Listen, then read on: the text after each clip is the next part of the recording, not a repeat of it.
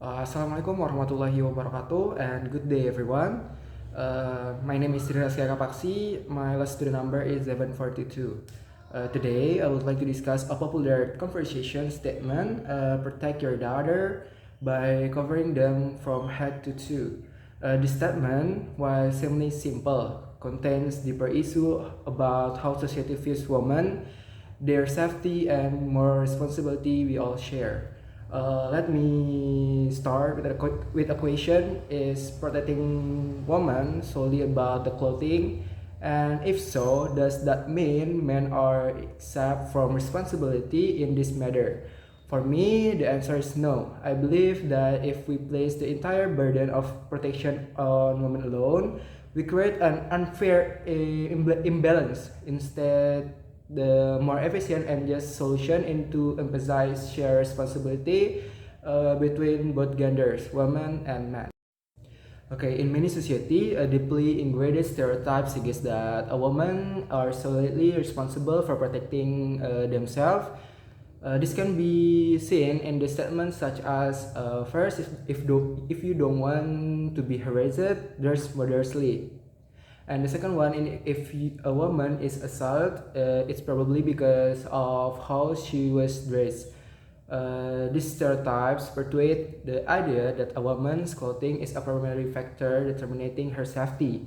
However, we know that crimes like harassment or assault occur not because of when someone wears, but because of the perpetrator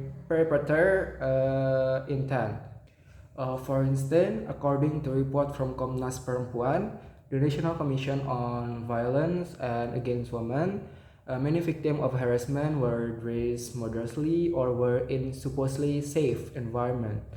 Yet they were still targeted. This highlights that the root issue is not in clothing, but rather patriarchy norms and a lack of education on respect and equality. And then the impact of these stereotypes. Negative impact of this stereotype if left underdressed. First, psychological burden on women. When women are constantly told to protect themselves through clothing or behavior, they often feel guilty if something bad happens, even though it is not their fault. This adds unnecessary trauma and shame. And the second one is lack of accountability for men. These stereotypes result in men being less educated about the importance of respecting boundaries or understanding consent. Consequently, some men grow up believing that their action can be justified by someone else's mistake. And then the last one is gender inequality. When only women are burdened with the responsibility of staying safe, it reinforces social inequality. Women face limitation in various aspects of life, while men are not subjected to the same level of security or responsible. Okay, next is solution, emphasizing equality in education.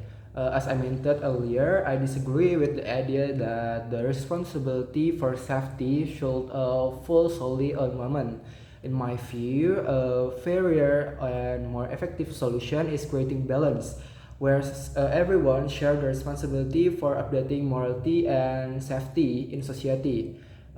Here are some steps can we take. First, education for both men and women. For men, they must be taught earlier on about the importance of respecting women, understanding boundaries, and realizing that someone's clothing or appearance is never accused inappropriate behavior. This education is the responsibility of both families and school. And then for women, they should be empowered to feel confident, know their rights, and understand that their worth is not determined by their clothing, but by their character and personality. Second one is shifting the focus from victim to perpetrator. When harassment happens, we often focus on what the victim did, such as how they dress or where they were. In reality, the focus should be on the perpetrator behavior. Strengthening laws and education society can create a deterrent effect for potential perpetrators while reducing victim blaming. And then the last one is building a culture of gender equality. Gender equality means that man and woman share equal responsibility in maintaining the morality and safety of society. This is not about overbonding on one side, but about mutual respect and protection. We also need to create a culture where women feel safe expressing themselves without fear of judgment or harassment. Okay, in my opinion, why equality is key solution. I want to emphasize my personal opinion again. Focusing solely on women, such as requiring them to covering themselves completely, is neither effective nor fair. First, equality is the fondasi. If only women are asked to protect themselves, we create an imbalance. Men too must bear equal responsibility for respecting women and understanding boundaries. This is the foundation of a just society. And the second one is education is the long-term solution. Clothing may cover the body, but only education can foster awareness. If we want to build a safe society, we must start by educating everyone, both men and women, about respecting and moral value. And then the last one is elimination stereotype. By removing the stereotype that women must always responsible for their safety, we give them the space to live more fairly without fear of guilty. In the end, I urge all of us to rethink how we protect women. The protection isn't just about clothing, it's about creating a culture of safety and mutual respect.